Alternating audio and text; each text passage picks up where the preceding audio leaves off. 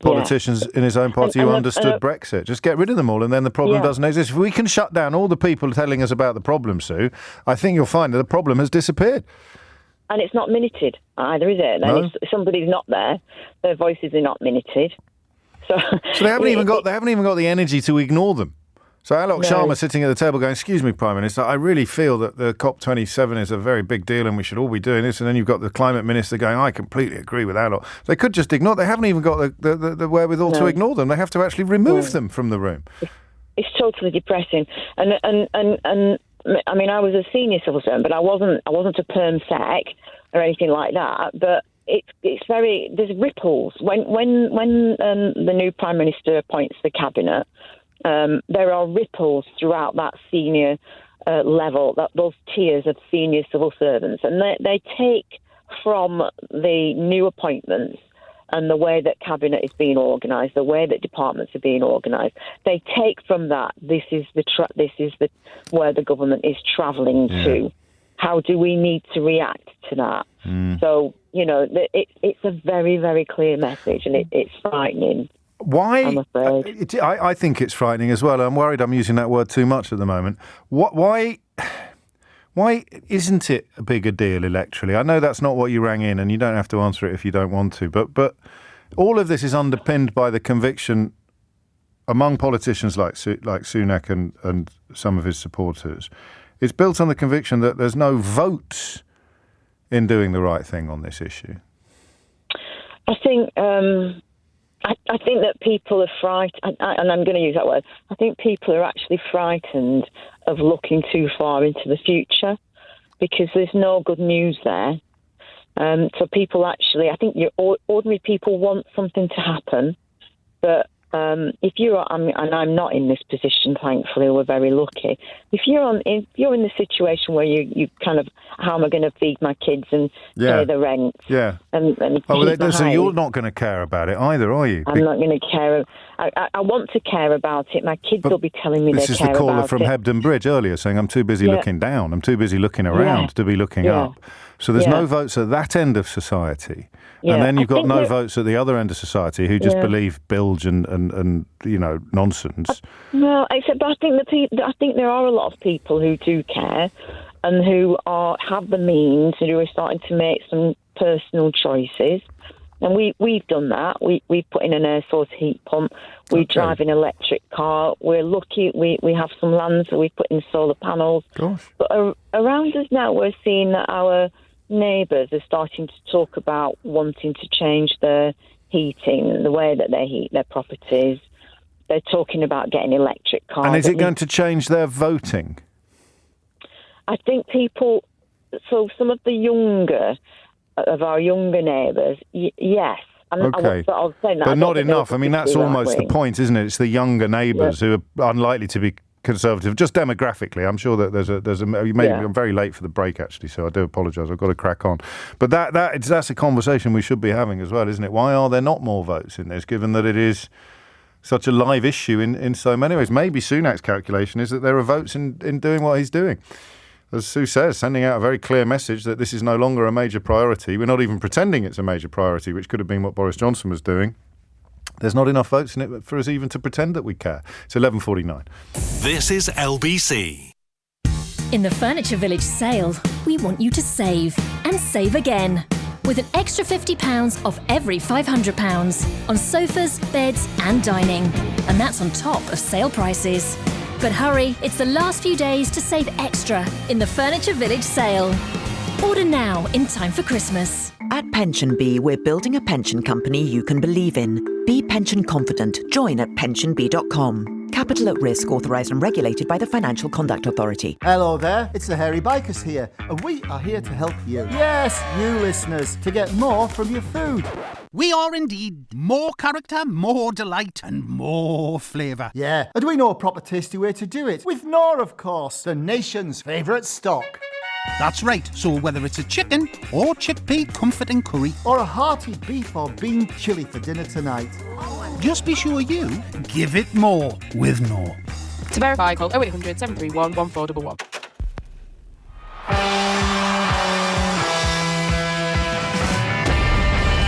It's one small step for man, contraceptive pill is now available for women.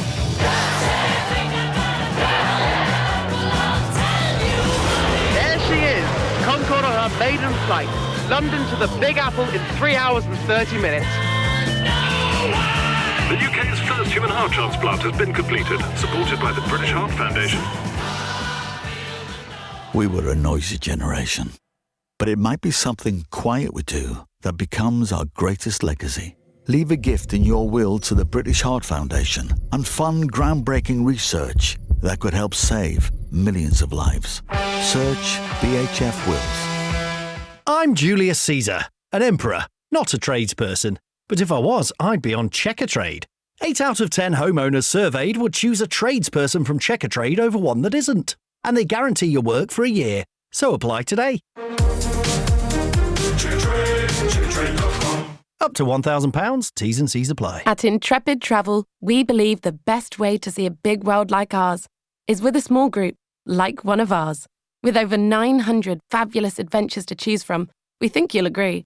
And because our emphasis is on socially conscious travel and having been carbon neutral since 2010, seeing the Earth with Intrepid Travel won't cost the Earth. Visit intrepidtravel.com and see where it takes you. Intrepid Travel. Travel is back. For good. Excludes flights to and from destinations. Order any bouquet at zingflowers.com and we'll be planting a tree on your behalf. Zing Flowers. Amazing every time. Maybe your stamps are on the table next to the birthday card you forgot to send. Or in that random drawer full of pens, pennies and paper clips. Or stuck to your fridge behind a year-old to-do list and a magnet from Malaga. Or maybe, just maybe, they're neatly placed in a completely sensible spot. After the 31st of January 2023, regular stamps without a barcode will no longer be valid. So if you know where your old ones are, use them up or swap them. For more info, visit royalmail.com/barcoded stamps. With her new iPhone 14 Pro, Izzy can now see every tiny feather on the robin hiding in that holly bush. Amazing! See the world at its most beautiful with the incredible new iPhone 14 Pro. Get it from Vodafone today with the UK's only phone buyback guarantee. And get a guaranteed buyback price when you trade it in. Selected devices only. Trade-in in good condition from September to October 2023 via our trade-in tool. Airtime and device eligibility checks and terms apply. See vodafone.co.uk/buyback. Credit by Vodafone. James O'Brien on LBC. Call 0345 6060 973. That's one for next week, or at least one for some point in the not too distant future. Why is this not a more electorally alive issue? Julian Suffolk points out that routinely the environment comes after the economy and the health service. And I guess if there's a gap, it's going to be a much more distant third place in the coming months and years, even though it shouldn't be, unless we, and I use that word very loosely, find a way of igniting this issue. It's a slightly unfortunate pun, isn't it, when you're talking about fossil fuels?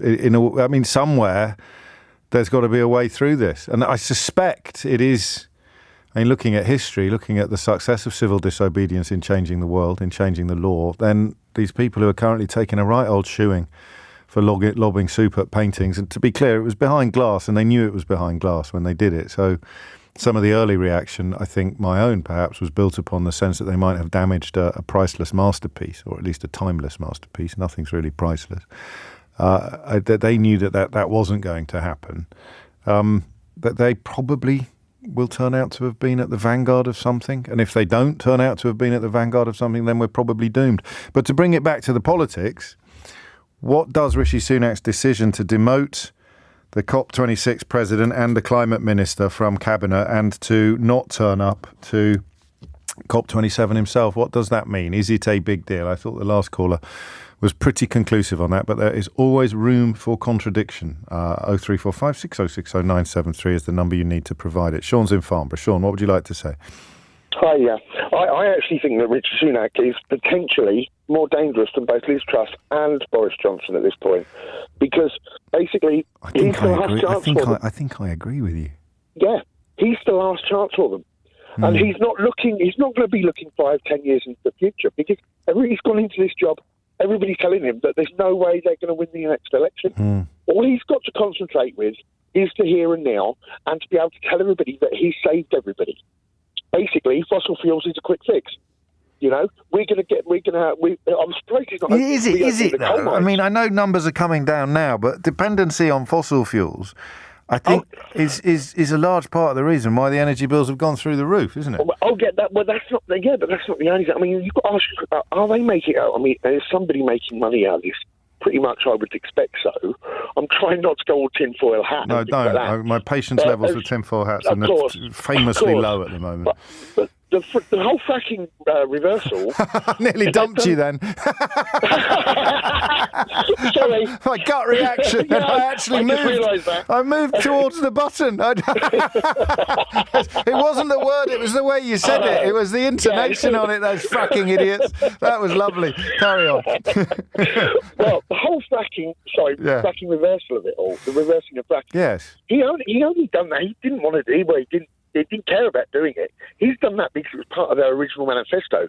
He can now come in and say, I've done this because this was our manifesto. I'm going back to what we promised, so we have that mandate back again. It doesn't matter what's happened with Boris, it doesn't matter what's happened with Liz. I'm going back to what we were doing. This is your only chance. This is their only chance to start making headway in order to at least get half a chance of a half-decent numbers at the next election. Yeah, I hear you. And there's no way he can do that without closing his eyes to the reality of climate change and doubling down on fossil fuel usage. So he's now saying, look, I've done this with the fracking, but I'm going to go and get more oil at the sea or something like that. Okay. No, we'll have to watch. I mean... What I do think, though, is we're all going about it the wrong way. We're all divided. The whole country is united on the fact that pretty much that we want an election.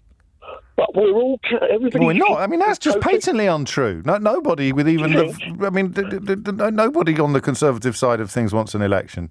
I think even Nadine Dorries has changed her mind. No, you listen to the trade. I mean, the country, the people of the country. Yes, but half of them are Tories. They don't want an election.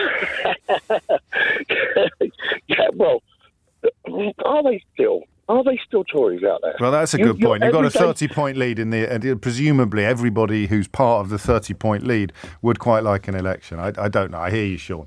It's a fracking good call, that. Just because it's behind glass doesn't make it okay, James. No, I hate it when I have to explain myself quite so simplistically. No, the fact that the painting was behind glass means that throwing soup at it was nowhere near as bad as it would have been if it hadn't been behind glass. Okay, imagine that I am holding an aerosol, okay, and you are in front of me and I spray the aerosol in your eyes. Yeah? How are you feeling? Exactly. Now imagine that you're on the other side of a glass door and I spray the aerosol at your eyes. How are you feeling now? Do you see that they are two completely different actions with completely different consequences? You do? Good. Don't bother texting me next time.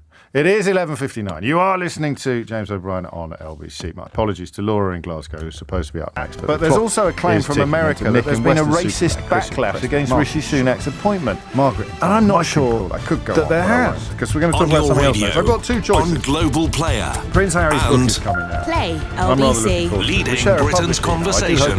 This is LBC. Unlikely, I grant you. Or there'll probably be another Christmas party. There was a club in Global's in the West newsroom End when I at first moved midday. to London that had so many VIP has been sentenced sections. to a minimum of But if you ever 34 got to the years very, for murdering very, very her friend top one, it was and just dumping Michael her body Hutchins in in there, Salcombe in sitting Devon. on his own. For only the You thought second you'd go time in into the VIP history, section and cameras someone have said, been there's allowed another to VIP record section inside upstairs. a Crown Court in England. And finally, you get The into Old like the Bailey ultimate judge VIP. That's Richard what Marks publishers' parties describes are like. It's highly 38-year-old unlikely I'll Gemma get Mitchell invited from to the one Wembley Prince in Harry North London goes as to. extremely devious. There's that. The chilling aspect of what you did to and with her body after you had killed her. You have shown absolutely no remorse, and it appears that you are in complete denial as to what you did. The Northern Ireland Secretary says he's extremely disappointed. Power sharing has not been restored before the overnight deadline. Chris Heaton-Harris says he now has a legal duty to act. He is expected to confirm a pre-Christmas election later. A Premier League footballer says he feels lucky to be alive after being stabbed at a supermarket in Italy. Arsenal defender Pablo Mari, who's on loan at Monza, is due to have surgery today after he was attacked along with 5 others in Milan. One person died. A 46-year-old man has been arrested.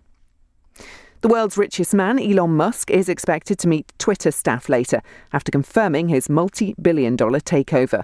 One of his first actions on completing the deal was reportedly sacking a number of top executives. A former vice president of the company, Bruce Daisley, says Mr Musk has a hard task ahead. He's in a situation right now where I think he's going to learn that old adage. I mean, so familiar from the world of politics. Beware of easy answers to complicated problems. That I think he's going to stride in and realise it's not quite as easy as just posting memes to solve something like Twitter. The UK's biggest gas storage site has been brought back online in time for what could be one of the tightest winters for energy suppliers trying to meet the UK's demand. Centrica says the facility in the North Sea will be back to 20% of its previous capacity, adding about 50% to the amount of gas the UK can store at any given time. In the city a short time ago, the FTSE 100 was trading down 29 points at 70.44. The pound buys $1.15 and €1.16. And the weather, many parts of the UK dry with sunny spells this afternoon, but remaining wet in Northern Ireland and in Western Scotland. Feeling very mild, a high of 19 Celsius. From Global's newsroom, for LBC, I'm Holly Harris. In the Furniture Village sale, we want you to save, and save again. With an extra £50 off every £500 on sofas, beds and dining. And that's on top of sale prices. But hurry, it's the last few days to save extra in the Furniture Village sale. Order now in time for Christmas. Keeping track of multiple pension pots is hard, but combining them into one new plan is easy. Join PensionBee and be pension confident when investing capital is at risk. This is LBC from Global, leading Britain's conversation with James O'Brien.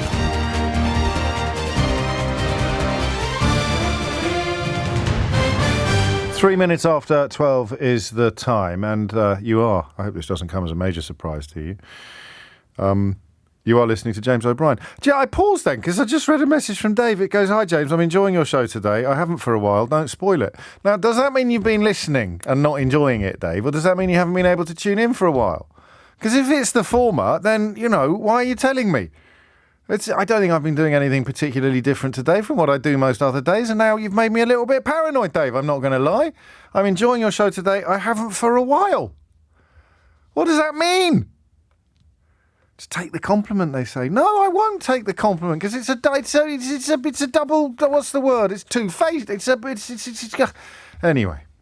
So the reason I am going to talk about Prince Harry at a subsequent point to today, not today, is because, and I shall show you something a little later, you must listen to Full Disclosure this week.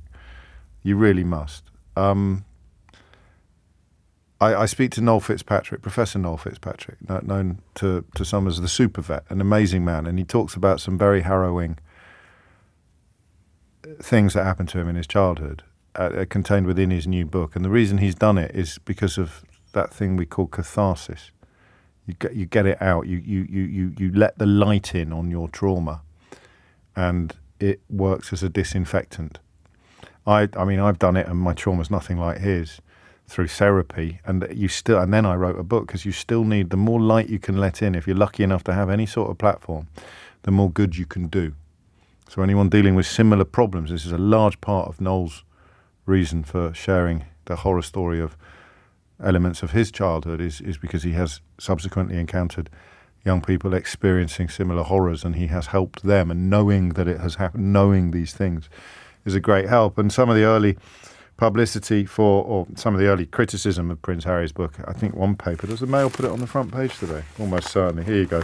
Royals dreading Harry's raw and unflinching book. Because down with raw and unflinching. We like disingenuous and soggy.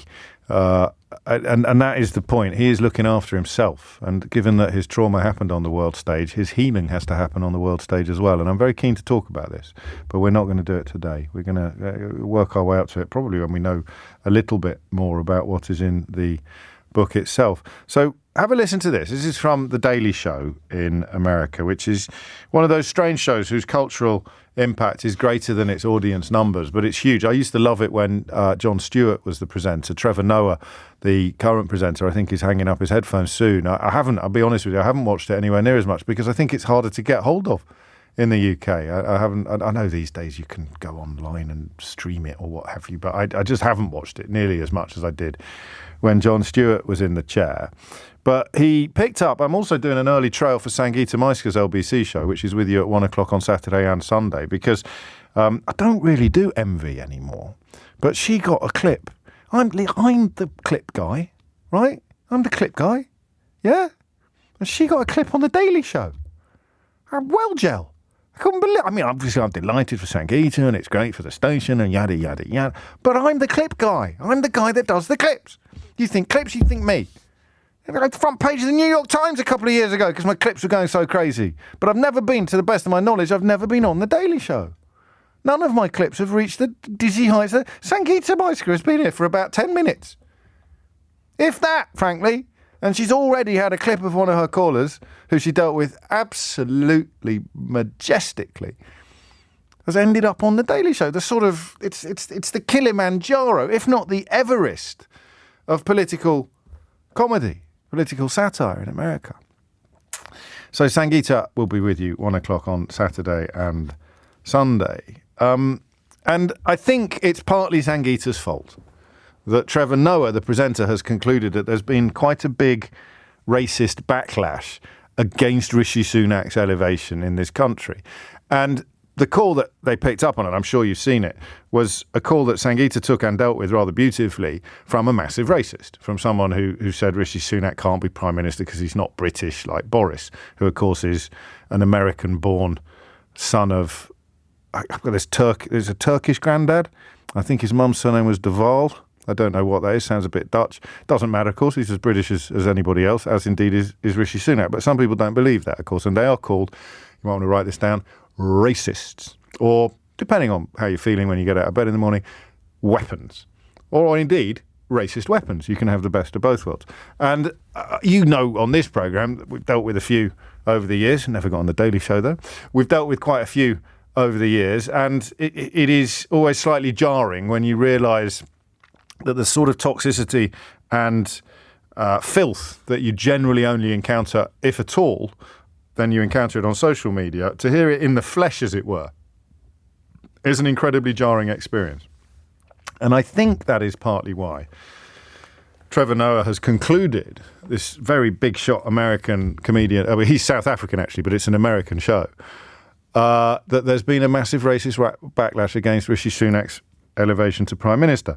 And I was prepared to poo-poo that until I then saw a couple of tweets from either black people or Asian people, there were more than two, that were saying, oh yeah, I really love it when all the white guys queue up, all the white blue ticks, I am a white blue tick.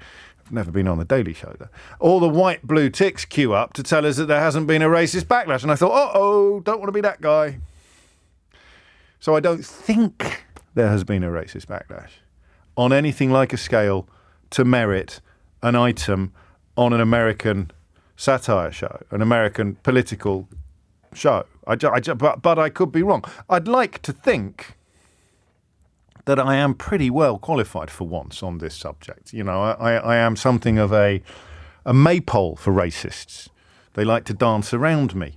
You know, I'm something of a hate figure for racists and Islamophobes and all the rest of them. I mean, they're both in the public eye and in their mum's back bedroom, tapping away on their Tesco laptop, wearing a filthy bathrobe. They all love me. The actual ones with columns in newspapers and the ones who've never had a girlfriend. They all love me. So if there had been a massive racist backlash, I think I probably would have come across it. So let me play you a little clip. I haven't checked on this clip, so I don't know how pertinent it's going to be to what I've just described to you, but there's only one way to find out. Let's suck it and see. Watching the story of Rishi Sunak becoming England's first Prime Minister of colour, of Indian descent, of all of these things, and then seeing the backlash is one of the more telling it's just one of the more telling things about how people view the role that they or their people have played in history. And what I mean by that is this. You hear a lot of the people saying, oh, they're taking over. Now the Indians are going to take over Great Britain, and what's next, and what? And I always find myself going, so what? I'm going to play that again. It does exactly what I thought it would do. It's absolutely on the money. Perfect clip.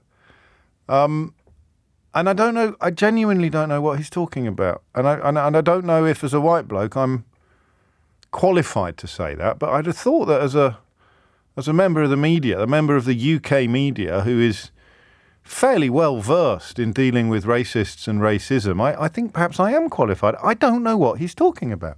Watching the story of Rishi Sunak becoming England's first Prime Minister of colour, of Indian descent, of all of these things, and then seeing the backlash is one of the more telling, it's just one of the more telling things about how people view the role that they or their people have played in history. And what I mean by that is this. You hear a lot of the people saying, oh, they're taking over. Now the Indians are going to take over Great Britain, and what's next, and what? And I always find myself going, so what? I just want to know whether he's right or not, whether you've come across it. And I think in the first instance, it's 12 minutes after 12. Do we confine it to Asian callers or Indian callers? I don't know. Probably not, but front of the queue, I think, because I don't know if I'm less likely to have come across it. I really like Trevor Noah. I think he's really good. I think he's a force for good. And I think that the way he analysed and amplified Sangeeta's call from that massive racist was brilliant and great to see. The fact that I'm the clips guy notwithstanding, it was a really good thing to see. It was. But I think I don't know quite where he's got off on this one. I really don't. And it makes me worry that I've missed it. So, of course, if I'm right, and there hasn't been much of a backlash, it's going to be quite a short hour of radio, this, and we're going to have to come up with something else to talk about. If everyone just rings in and says, no, there hasn't. So I'll give you two questions. What has made him think this? 0345 6060 973. And is he right? 0345 6060 973. And if you are Asian, I think you have a more interesting perspective, for example, than mine. Have you picked up on it? Perhaps you'd be a little bit closer to the fire than I would. You've picked up on an anti-Indian or anti-Asian sentiment that's been amplified or exacerbated by Rishi Sunak. Because I'll tell you something for nothing, Rishi Sunak won't have created it. Or is he talking about America, possibly, as Simon suggests, in which case I'm going to have to rely on my callers who are either in America or a little more plugged in to matters American than I am. I can imagine a sort of Donald Trump supporter posting a photograph of Sadiq Khan and Rishi Sunak and saying this is what happens when you have too much immigration. Maybe it's that. I don't know. There's lots to talk about. It could be any of those things. Could be all of them. Could be none of them. So where do you think it is coming from? And where do you think he got this idea? 0345 6060 973. And he did allude to the caller in the second bit of that clip. I am aware of that. I just we cut up quite a short one for you. I'll play you the rest of it if you want. But you can join Sangeeta tomorrow and indeed on Sunday at 1 o'clock. 12:14 is the time. I might just summon the Usherwood, actually. We haven't seen him all day, and we could do with finding out a little bit about what's going on with Leaky Sue and Fishy Rishi. Summon the Usherwood, please. 12:15. This is LBC. Do you have an Energy smart meter? Now you can put your smart meter on your mobile with the Hugo Energy app. See your energy history and set budgets with Hugo. This winter, we are supporting the National Grid's demand flexibility service by sending Hugo users mobile alerts. So how does it work? Well, you can get a cashback for not using devices like washing machines at certain times. So let's unlock the power of your smart meter today. Search Hugo Energy app online. Hello there, it's the Hairy Bikers here, and we are here to help you. Yes, you listeners, to get more from your food. We are indeed more character, more delight, and more flavour. Yeah, and we know a proper tasty way to do it. With Knorr, of course, the nation's favourite stock. That's right, so whether it's a chicken or chickpea comforting curry, or a hearty beef or bean chilli for dinner tonight, just be sure you give it more with Knorr. To verify, call 0800 731 1411. With O2, you can get the Samsung Galaxy S22 from $36.44 a month when you trade in a Samsung Galaxy and claim a £200 prepaid MasterCard. That's a new pair of wellies, cashmere sweater, and one of those big flasks to keep your brew warm. Whatever you want to spend your £200 prepaid MasterCard on this winter is up to you. Search O2 Samsung S22. Plus RPI plus 3.9% prepaid MasterCard issued by GVS Prepaid Limited. Claim by email and SMS within 30 days and 2nd of November. 18 plus credit checks, eligibility and terms apply. See o2.co.uk/terms. Love animals. Love Bearkind bamboo socks. For the ones that love puffins, pangolins or panthers, hedgehogs, orangutans or bumblebees, there's a pair of Bearkind socks for everyone. Printed with endangered animals on the outside and super soft on the inside. Give the gift of cosy happy feet with 20% off 5 pairs or more. Find their favourite animal. Search Bearkind bamboo socks now. Delivery included. COVID-19 and flu spread more quickly in winter and can both cause serious illness. Protection provided by COVID-19 vaccines decreases over time. So if you're over 50, in an at-risk group, or pregnant, boost your immunity now. And because flu viruses can change every year, many adults and children can also get a free flu vaccine. Vaccines are your best protection, even if you've had COVID-19 or flu. Find out if you're eligible at nhs.uk and book now. As a Bolt driver, I work hard. I work long hours, getting people where they need to be, from A to B. So, at the end of the day, I expect a fair deal from my employer. I deserve better. Bolt drivers, following the successful Uber claim, be part of the fight for the compensation and workers' rights you deserve. Join Lee Day's Bolt drivers claim today. Visit leeday.co.uk/Bolt claim or text claim to 82727. Need waste clearance round your way? Want to compare the price you pay? Want waste clearance you can trust? Fully licensed, that's a must. We're the place you need to go. We've the names you need to know. Local carriers, big and small. We're the place to compare them all. Why recycle? Why recycle? Why recycle? Why recycle? Why recycle? Why recycle? To compare skip hire, muck away and grab hire prices in your area, head to whyrecycle.com now. James O'Brien on LBC. Call 0345 6060 973. 18 minutes after 12 is the time. Julia says, I've seen these sentiments in two places. I've seen them in the Bring Back Boris groups on Facebook and on the Daily Show's TikTok comments from American Trump supporters. British users are generally saying that we don't like him because he's an out-of-touch billionaire, not because of his ethnicity. So a few people are saying that I need to play more of the clip. I don't know that I do, but I'll take advisement on that. You haven't listened to the whole clip. There is much more. He was getting at colonisation when the British took over other countries and ruled it was all okay, but now it isn't.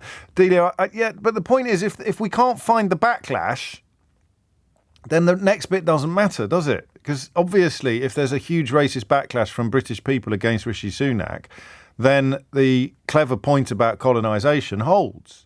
But if you can't find evidence of the big back, it's got to be big enough to merit international news. It's got to be so big that if it was happening in America, we'd be talking about it in the UK. That's big, right? That's not one caller to one radio show. Which is what I think prompted Trevor Noah's item. Anyway, let's find out. Nick's in Beaconsfield. Nick, what do you reckon? Hi, James. Good afternoon to you. Thank you for taking my call. As a British Indian, yes, I can definitely say that there has been some form of racism backlash after the appointment of Rishi Sunak from, unfortunately, and it's obviously very sad to say, from the white community. We all know that, obviously... How is it manifested in your life? Well, even just, racism doesn't have to be out and out point blank. It's always the subtle comment or the odd look that can potentially form an element of racism. Of course. Spark that. But I don't want to come across as hectoring you, but I just want to write down stuff that has happened that proves your point. What's happened unfortunately for me, I can actually handle myself personally, but I just know that the comments are saying, is Rishi Sunak actually going to do the job? They're actually already downplaying him. They're saying, maybe he's not the right man for the job. Give the guy a chance. But we did that with Liz Truss and Boris Johnson, didn't we? I mean, specifically racist, and obviously you're going to be much better attuned at spotting this than I am, particularly microaggressions, which I think you're talking about, but I don't think Trevor Noah was. He's talking about a massive backlash. Look, I think he's obviously blown it out of proportion there in terms of massive Not backlash. necessarily. But obviously there is some subtle racism. Is it bad of me? Am I annoying you when I push you for examples? Is that unfair of me? No. So what sort of thing that has happened that I haven't witnessed but you have? Obviously, already commenting the fact that he's now not the right person for the job. But I would say that about him because he's a bit of a lemon. But why? Why? Well, immediately because he's put Suella Braverman back in the Home Office. But why did you think Liz Truss was far better suited as a Prime Minister? Mate, have you ever listened to this show before? I have. And you think that I was cheerleading for Liz Truss?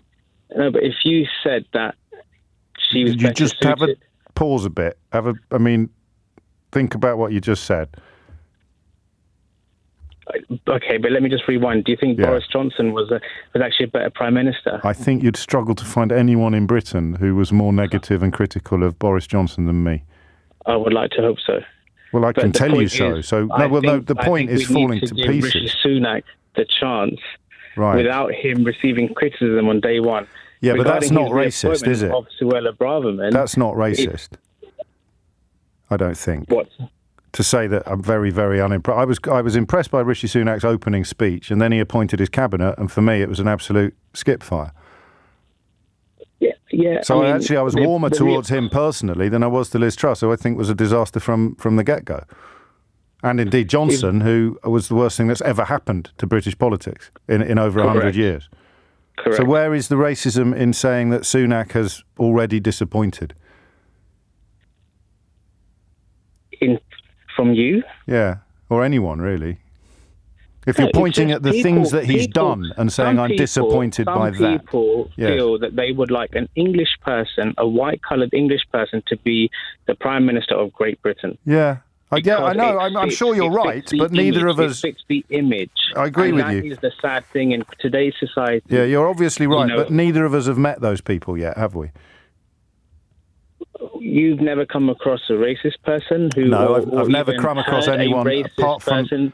No, I don't know why we're arguing. I don't think we should be arguing, because the guy that phoned Sangeeta categorically said he's not really English or he's not really British because he's Indian. So he is a full-on racist. And I heard that call. That's the only thing I've come across. That specific single call to this radio station is the only thing I've come across. And I do spend quite a lot of time in the sewers of social media. I could be in the wrong sewers, but I don't think either of us have actually encountered anyone explicitly saying that brown man there has got no business being Prime Minister, have we? But I don't think anyone in their Let's right not go mind round in another circle. Let's not go round. No, we're not going to go round. So have you encountered someone like the guy that phoned Sangeeta in your own daily No, I dealings? haven't. No, I haven't. All right, that's fine, and nor have I. So where is Trevor Noah getting the idea that it's happening all over the place? Perhaps I probably didn't make the question clear enough, so I'll do it again. It's this idea that it is big enough and commonplace enough and widespread enough to merit an item on an American television programme. Maybe I'm being defensive about the UK, but I do think it's only fair to ask for specifics. Or at the very least, examples. So we go back to Delia's, who's finding it on, not Delia, the other one, finding it on Facebook pages that are pro-Trump or bring back Boris. I can buy that, but in terms of enough to justify an item on I don't know. Maybe I'm wrong. Thank you, Nick. Josh is in Brussels. Josh, what would you like to say? I think that we're conflating two different things here. I think you might be right. Yeah. So for me, the thing that really stands out here is the reaction. I just want to draw an analogy very quickly. Okay. The analogy is Barack Obama is elected president twice in the United States. What was the reaction to Obama being elected? The reaction was Mixed. Donald Trump. Mixed. Oh, I see. Okay. It was Donald Trump. Yes, of course. Right? Yes. Donald Trump becomes the president of the United States and sets about some of the most racist policies and ideologies that we've seen in the United States since post-war. Now, the difference here is that Rishi Sunak, first of all, is not elected by the British electorate, one. And two, racism in Britain is different to that in America. It's subtle in the UK. Right. The British people do not explicitly, generally, come out with a racist trait. I'm really uncomfortable now because I'm going to start pushing you as well, and I'm going to say, what is Trevor Noah seeing? Trevor Noah is probably seeing the same thing that I see, and the conversations that I have with my Asian and black friends in the UK. About Rishi Sunak? About Rishi Sunak, there are conversations which are uncomfortable. They're uncomfortable conversations that are not really, I don't think they should be aired on your show at this point. Oh. The point I'm making here is... Well, that puts me in a really difficult situation then. Well, because they're uncomfortable conversations. If you remember, there were two Asian MPs that said some unsavoury comments, one about Kwasi Kwarteng and one about another Asian MP. Yeah. To the fact of their heritage. That's all I will say on it. Oh, okay. I'll say a bit more because people won't be following quite what you're saying. People suggesting that this is not a cause for celebration among ethnic minorities because although we may share an ethnicity, these politicians will do nothing for our communities. And in fact, they both belong to parties that commissioned fairly extensive and nonsensical research designed to poo-poo the idea that racial discrimination even exists. Exactly, bang on the money. So what that does is, but the racists who the subtle racists, not necessarily. I think the problem is you're looking for explicit racists. Well, I'm looking for Trevor Noah's rationale for his statement about a backlash, and no one's finding any. The backlash won't come right now. But he's already said it has, though, Josh. But the backlash that is happening, you're not going to see it unless you are specifically from those communities. I'm telling you, James. So what have you seen? Well, what I'm seeing and hearing... Oh, I hate this topic. I wish we'd never done it now. I can't argue with you and Nick about whether or not... Listen, I think... This is why I worried Nick had never listened to the programme when he sort of painted me as the vice president of the Liz Truss fan club. My credentials on battling racism are pretty unassailable, I think. They're solid. They're pretty solid, yes. So and Trevor Noah says there has been a backlash, as in Britain is bubbling with the bile of people who are furious that they've got a brown prime minister. And if I haven't seen any or spoken to any, I just wonder where they are, is all. Well, the problem is you're looking for explicit... Yes, but it must be explicit to merit that item on the telly. But that's to you, James. You're looking for that. But the explicit racism for black and Asian people is completely different to what you see. Of course it is. I understand that. But what has Trevor Noah seen? I can tell you. I can't tell you what Trevor's seen. I can tell you what I've seen. Okay. What that means is the reaction is that I had Asian friends who I spoke to yesterday who went to a pub and said, there's no way that Asian guy should be Prime Minister. Okay. They heard that conversation. So these conversations are going on. Okay. But the way that the reaction that you're going to see, that backlash that Trevor is seeing, and what I'm hearing, is not going to be in the sense that you're going to get racist trolls. What you're going to see is at the ballot box, just like you saw with Donald Trump. Yeah, okay, interesting. Steve's texted to say, you're being lazy, James. I've seen tweets saying, here we go, it's already started, relating to a picture of him celebrating Diwali at Downing Street. And so that fits, doesn't it? Yeah, it's uncomfortable. They're uncomfortable racists. They're never explicit.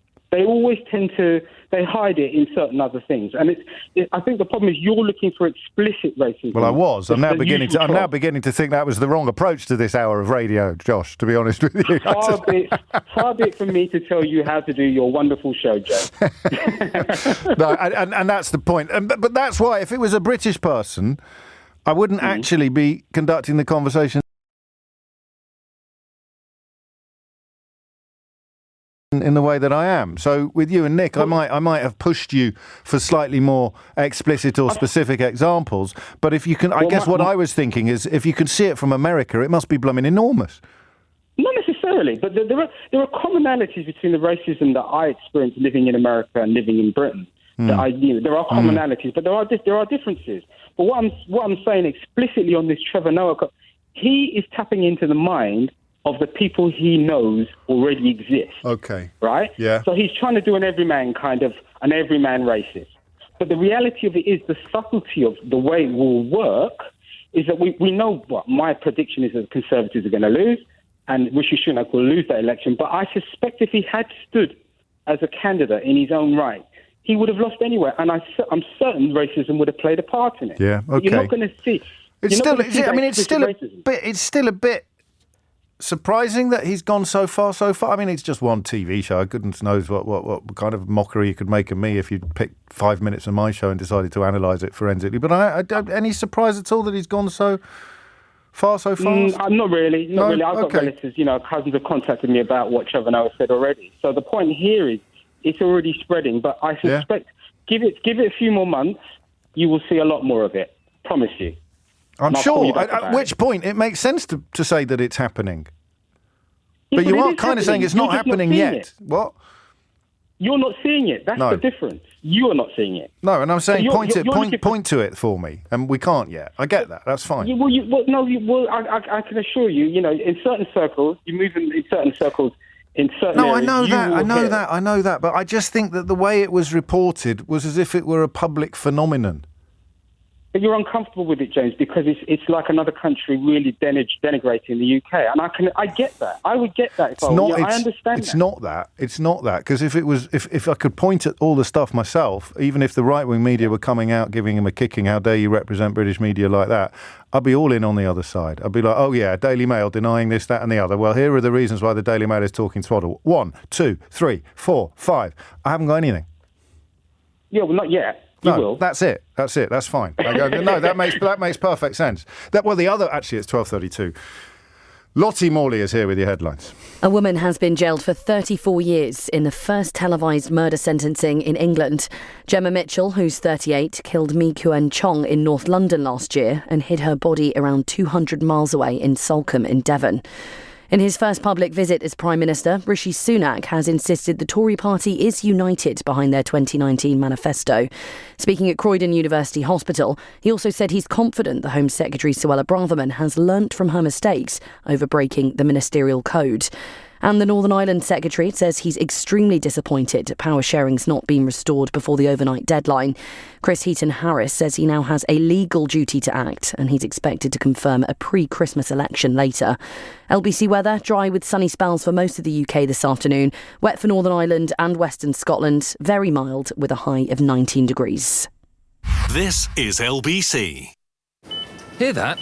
That's the sound of BP Me Rewards members earning points when they shop at BP. Points to spend on a mouth-watering something in-store or to put towards fuel. Register with BP Me Rewards and get a welcome bonus of 1,000 points worth a tasty £5. From sweet treats and hot meals to mid-journey snacks, we've got it all. Simply download the BP Me app to get started. BP, here for all of life's journeys. Offer ends November 28th, 2022. T's and C's apply. See full conditions at bpmerewards.co.uk.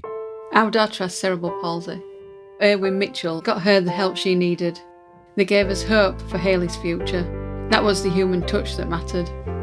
Our legal and financial experts understand the impact of a serious injury. We'll help you receive the best possible support, medical care and rehabilitation. We really get to know you so you can get the most out of life. Erwin Mitchell, the expert hand with the human touch. Find out more at erwinmitchell.com. Authorised and regulated by the Solicitors Regulation Authority. COVID-19 and flu spread more quickly in winter and can both cause serious illness. Protection provided by COVID-19 vaccines decreases over time. So if you're over 50, in an at-risk group, or pregnant, boost your immunity now. And because flu viruses can change every year, many adults and children can also get a free flu vaccine. Vaccines are your best protection, even if you've had COVID-19 or flu. Find out if you're eligible at nhs.uk and book now. Our pledge is to put more money in the public's pocket. What about my household bills? Feeling that cost of living crunch? Labara are here to help. 3 gigabytes of data, EU roaming included, and no annual price rises, all for just £5 a month. Labara, more for less. Change or cancel anytime. Rated excellent on Trustpilot. Buy now at labara.co.uk. Terms apply. My Weekend by Luke. Me and Mum go to the park if it's sunny.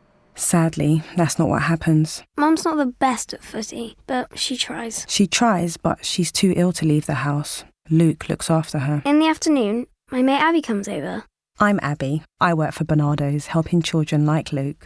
Every day, families like his are struggling with the cost of living. Will you help? If we can change a childhood, we can change a life. Search Barnardo's to join us. A new future awaits your family at Brent Cross Town, a new park town for future London, set in 50 acres of parks and playing fields, boasting incredible 2 and 3 bedroom homes, and a new high street with over 50 shops, cafes and restaurants. Our vision, to be net carbon zero by 2030, for a greener lifestyle where all can flourish, with great connections just 12 minutes from King's Cross. To find out more, search Brent Cross Town, a joint venture between Barnet Council and Related Argent. James O'Brien on LBC. Call 0345 6060 973. It is 36 minutes after 12. You're listening to James O'Brien on LBC. That's a video. Theo wants to talk about this. And it is pretty unwise of them. The Rishi Sunak's just released a promotional video, very slick, very well produced. And the music that they've used sounds, as near as damn it to a track by the disgraced former pop star Gary Glitter. I'm pretty sure it isn't by him, but the fact that Gary Glitter is now trending on Twitter and Rishi Sunak's spokesman has just been forced to state that the soundtrack for the Prime Minister's latest video is certainly not by Gary Glitter, suggests that somebody somewhere might be getting a ticking off this afternoon. I think we're in agreement, but from slightly different angles on this. The American TV host Trevor Noah has spoken off, with reference to my learned colleague Sangeeta Maiska's grappling with a disgusting racist last weekend on LBC. The American TV presenter and comedian Trevor Noah has concluded that there's been a particularly big or a notable racist backlash against Rishi Sunak. And I don't want the conversation to turn into a conversation about whether or not racism exists, whether or not it's worse now or than it has been in previous years, or whether, whatever it is. There's no debate about that at all, whatever the government in which Rishi Sunak serves may have tried to do with that report that Boris Johnson commissioned. Racism and racist discrimination are very real and very pleasant. But I just don't know what Trevor Noah is talking about, because if there had been a particularly big backlash, as in visible and explicit and clear and current, I'm pretty sure we'd have seen it. Andrew's in Pinner. Andrew, what would you like to say? Oh, yeah, hi, James. Second generation Asian, first time caller. Excellent. I've actually seen the longer clip version. Do I need to play the longer clip version? Do I need to play this? I don't think you need to be honest with you, because I think your question is quite narrow. Yes. And to answer it, in my view, is I don't think there's been a racist backlash in the way that we would typically expect a backlash to happen in football, in politics, or and let's wherever. be honest, mate, with a Labour politician. Yeah, exactly. I think that's a good way of perhaps spinning the whole thing around. But as per the previous caller, I think there are clues that there is a racism undertone out there aimed at Rishi, but not in a backlash sort of way. And I think there's nuanced layers to get through to then get to how Trevor Noah presented it. Okay. So if you can give me maybe a minute to whiz through those layers. So number one, the obvious one, Sangeeta's caller, overt, blunt, obvious, yes. And that's what he's leaning on, obviously. I think, again, I probably don't, like you, will see stuff on Twitter, but the thing that caught my eye was Richard Tice's boast that people are leaving the Tory party in droves to the UKIP 2 party or Reform Party, whatever they're called. So that would be evidence of racism, but that's not a backlash. That's just more of that kind of undertone racism, I suppose. I think also it's fair to say that as an Asian, I think, or anybody, I suppose, anybody of colour, you can have pride in the fact that Britain has a person of colour now as Prime Minister, but at the same time, we can say, well, he's a Tory and we're not happy with the situation, and there's plenty of evidence of what Rishi is really like, non-dom, the furlough scheme, forgotten 3 million, all of that sort of stuff. Yes. Reappointing Suella Braverman, most obviously for me. Well, I guess I was trying to go back beyond the last couple of weeks in terms of, horrific Tory evidence of their behaviour. And then I think also just bear in mind that, in my view, that Trevor is looking at this through an American lens. Yes. So the clip that you played, and I don't think you need to extend the clip, to be honest with you, but he quickly switches to talking about Tucker Carlson. Right. And then kind of talks more generally about what we're afraid of when people seem to be railing against people of colour being in Tucker positions of power. Carlson I need no proof of his support for sort of racist ideas, racist individuals, and even white supremacism. I need no proof of that in the way that I was looking for proof of what Trevor Noah is saying about Britain, saying about the UK. So for me, I think he was wrong to use the term backlash. I think his piece was more about, for those racists that are out there, what is it that they're genuinely afraid of in the way that makes them behave the way that they do. I think that was more the point about the piece, rather than, there's a backlash in Britain about Rishi Sunak. Yeah. That for me was how I... So he's looking at what has happened and maybe focusing on that one call and talking about where that bloke is coming from. Yeah, absolutely. And also that American lens piece, of course, as you said, he is South African. He's got, if you like, a more multinational perspective on, British history and its links to and colonialism and all of that. I hear it. So, I've done what I always attack other people for doing, really, and I've allowed my analysis to be influenced by a slightly simplistic, tabloidy distillation of a bigger issue, a bigger story, maybe. Yeah, I think so. Yeah, I do too now. So, again, you asked a previous caller, what have you personally seen? Yes. I've not personally had anything directed at me or in my line of vision, but certainly on social media, and we all know things can veer off in different directions. Yes.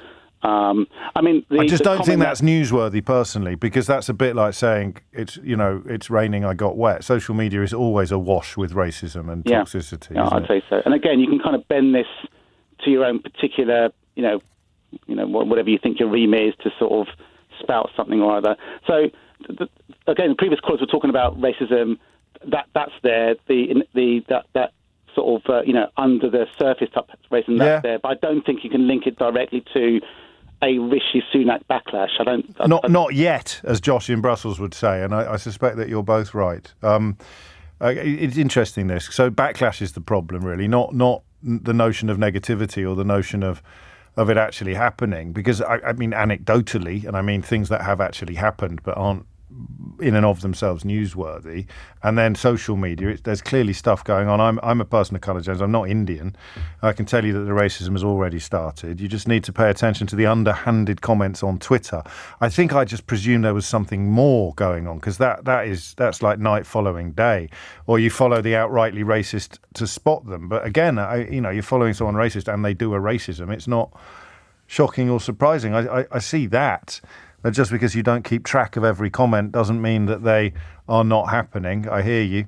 And I like this from David. I have a habit of trawling social media in order to argue against racists. What I have found is that there were some folks supporting Truss over Sunak on the basis of their own bigotry. And now that Truss is gone, I assume that they are too red in the face to speak out against Sunak. I wonder about that. It's David, who describes himself as married to a British Asian in Sheffield.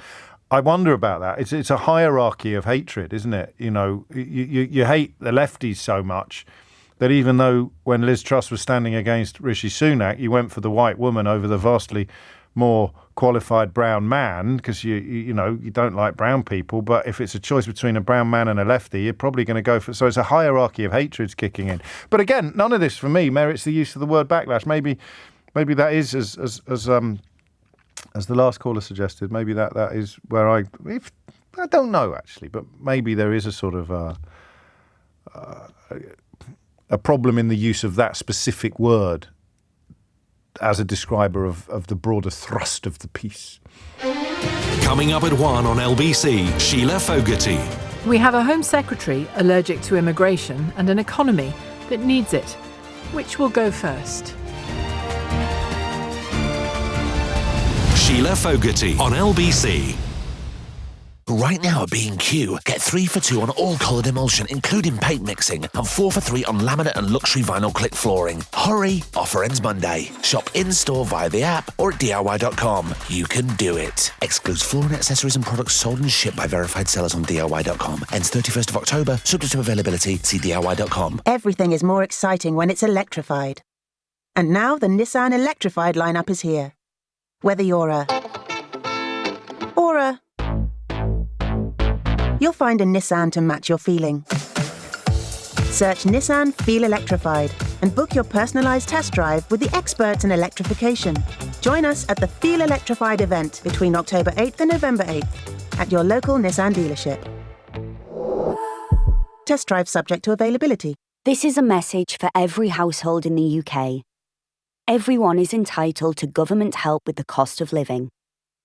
At gov.uk/help for households, you'll find over 40 different support schemes in one place. From help with energy bills to childcare costs, housing, transport, and more. Help is available now for every household. See what you're eligible for at gov.uk/help for households. At Intrepid Travel, we believe the best way to see a big world like ours is with a small group, like one of ours. With over 900 fabulous adventures to choose from, we think you'll agree. And because our emphasis is on socially conscious travel and having been carbon neutral since 2010, seeing the Earth with Intrepid Travel won't cost the Earth. Visit intrepidtravel.com and see where it takes you. Intrepid Travel. Travel is back, for good. Excludes flights to and from destinations. If you need help staying on top of your bills, at Lloyds Bank we're by your side. Every month, thousands of customers are using Spending Insights and are viewing their upcoming payments on our mobile banking app to help them feel more in control. And every day, in branch or on the phone, our colleagues are making a difference by talking customers through all the options available. Find out more at lloydsbank.com/cost of living. Lloyds Bank, by your side. With her new iPhone 14 Pro, Izzy can now see every tiny feather on the robin hiding in that holly bush. Amazing! See the world at its most beautiful with the incredible new iPhone 14 Pro. Get it from Vodafone today with the UK's only phone buyback guarantee. And get a guaranteed buyback price when you trade it in. Selected devices only. Trade-in in good condition from September to October 2023 via our trade-in tool. Airtime and device eligibility checks and terms apply. See vodafone.co.uk/buyback. Credit by Vodafone. At Wix, get Dulux Standard 2.5 litre coloured emulsion. Was £20, now £15. Be house proud with Wix. Ends Wednesday. Terms apply.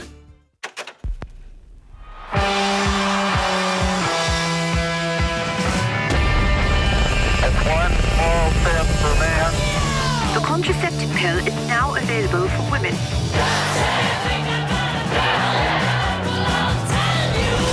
There she is, Concorde on her maiden flight. London to the Big Apple in 3 hours and 30 minutes. The UK's first human heart transplant has been completed, supported by the British Heart Foundation. We were a noisy generation, but it might be something quiet we do that becomes our greatest legacy. Leave a gift in your will to the British Heart Foundation and fund groundbreaking research that could help save millions of lives. Search BHF Wills. Leading Britain's conversation, LBC, with James O'Brien. You just never guess what me and Theo should have just been doing. So there's still this story, you may have seen it, suggesting that this slick new promotional video that Rishi Sunak has made features Gary Glitter on the soundtrack, which you were quite excited about that. Yeah, well, number 10 is forced, we're the stage of British politics where number 10 spokesman says the track is not Gary Glitter. So I've just a convicted sex offender, by the way. I was just playing on my phone to Theo a track called Tiger Beat by of course a well-known popular beat combo called, what were they called again? Tiger Blood Jewel. Yeah, that's the one. And so I am sitting here on a national radio programme dealing with my political editor, playing him on my phone, Tiger Beat by Tiger Blood Jewel, saying it's that, isn't it? Isn't that what it is? It's not, and it is that. And then, of course, the clock is ticking down. So Mikey, who's in charge today, is going, OK, we're coming back, because he was worried that I was still going to be playing out of my phone the song that isn't Gary Glitter, but is the one that Rishi Sunak has used on his video, and that is how the grown-ups behave on a Friday afternoon. Because, of course, brand Rishi, as he's known, the video is very slick compared to previous iterations when Prime Ministers come into Downing Street. And the fact that if it had been, and of course it would be serious, and make no light of it, is that, if he had used the audio or a track produced by a convicted child sex offender, then that would severely undermine his position. But it's, as you rightly say, James, it's not. It's by somebody else. It'll be royalty-free stock background music. Yes. Of course it will. Otherwise, and Number 10 spokesman did clarify that it was stock music. Anyway, we move on. We do. Because we're back to Suella Braverman. Keir Starmer, the Labour leader, has just given a very punchy interview for a Friday. This whole episode shows us just how weak the Prime Minister is. I think he's done a grubby deal trading security for support so that he didn't have to go through a full election to become Prime Minister and leader of his party. And it really matters. I've been the Director of Public Prosecutions. I know how important it is for the Home Secretary to be trusted because others have to share documents with her. And to be sacked last week for a breach of security and now be put back in place as the Home Secretary is an act of weakness from the Prime Minister. He should sack her. That would be the strong thing to do. That's what I would do if I was Prime Minister. He's at his best on his... This is his turf. I mean, this is his expertise. This is what he got knighted for. I mean, he got a blooming knighthood for his work in this field, and he can't quite believe it, can he? And of course, he's making the point that, in his view, Rishi Sunak, as he said, as Keir Starmer's claim, traded our national security so that he didn't have to go through a leadership election against Boris Johnson, which would, of course, have gone to the membership had Mr. Johnson. Probably would have lost. Rishi Sunak would have probably lost, yes. So that's the point that Keir Starmer is making, and of course this story will roll into next week. Meanwhile, Rishi Sunak has been on his first outing as Prime Minister to a hospital in Croydon, and he's been asked about Suella Braverman. I think that the Home Secretary has acknowledged the mistake. She's recognised she made a mistake. She's taken accountability for that, and that's the right thing. Now, as I said in Parliament earlier this week, she raised this topic with me when I discussed reappointing her as Home Secretary, and I'm confident that she's learned from her mistake. What was the last bit? She raised this? She raised this when he reappointed her as Home Secretary. It was in the papers. So I know he's done that because what he said in Parliament was that she raised it herself, which sounded as if she had brought it to the attention of Liz Truss, which is what she said in her resignation letter, which looks increasingly like a lie. So he's now distancing himself from that possible lie by saying not that she raised it herself, as she claimed in her resignation letter, but that she raised it with me when I reappointed her. So he's decided he'd rather sound stupid, which is why you're sniggering. This is why they pay the big bucks. Then be complicit. This is why, and you're quite right to say, because of course that will need to be corrected on the record in the House of Commons if he has made the claim that actually she was the one who raised it. And of course what he's saying is she raised it in the meeting. She raised it with me after it had already been a front page story and just in case Rishi Sunak hadn't noticed that she'd been fired as Home Secretary last week. He's been very busy. That was very good of her. I'm so glad that you told me that, Liz, because I'd missed it. Have we got anything else? Because I've got quite a long clip to play. Oh, you play your long clip. No. What else have we got? I was just going to do the environment because Rishi Sunak isn't going to Cop27. What has emerged, however, and this was denied at the time, was that Liz Truss, the former Prime Minister, blocked King Charles III from going to Cop27. Now Number 10 is actually saying that the palace raised it with the government at the time. They sought the advice. Advice was provided, and it was agreed unanimously, that actually King Charles III shouldn't go to Cop27 in Sharm el-Sheikh in Egypt next month. But what's interesting is that possibly we could see, and there is the door open for King Charles to do this, is to go back to the government and say, actually, I do want to go to Sharm el-Sheikh. John Kerry, of course, the US Special Envoy on climate change, has said it would be a very powerful message if the King were to attend. We shall see. Or a meeting of some people in Egypt. Gathering of some people. A gathering, as Therese Coffey prefers to call it. Here, with no further ado, is quite a long clip from my full disclosure interview this week with Noel Fitzpatrick, which is far and away one of the most incredible encounters I've ever had in my life, never mind on record. I know this might sound almost childish, because it is, but I still believe that when we look at the stars and say, oh, love is in the stars, I believe it is. We're all made of stardust. And I don't say that as a metaphor. I say it as you and I are in this studio today having a little chat, and we're connected by something. Now, Brian Cox will call it quantum entanglement, that no matter how far away the one side of the coin is, the other side of the coin is somewhere. Falling to a black hole, it isn't as black as you think. As Stephen Hawking said, it might be a bit white. So you and I are having this conversation, and if it's truthful, if it's honest, if it has integrity, then there's something between us that is eternal. And that thing is love. Because as Christopher Nolan said in his movie Interstellar, it's the only thing that transcends time. And that movie is my favourite film because ostensibly it's a science fiction film, but it's actually a film about love. And when I pitched The Bionic Vet, which was the very first show, I said to BBC, this is a show about love. And they said, we don't want another science show. And I was like, it's not a show about science, it's a show about love. Gosh. But people didn't get that. Well, and they still don't. No, really? They still don't. Maybe they subconsciously still think that I'm a scientist. No, I'm just a bloke who's trying to do his best to guardian love. Where did that come from then? Because a lot of people who grew up on farms can end up with quite a utilitarian approach to animals and quite a utilitarian approach to life and death, that, you know, the nature red in tooth and claw.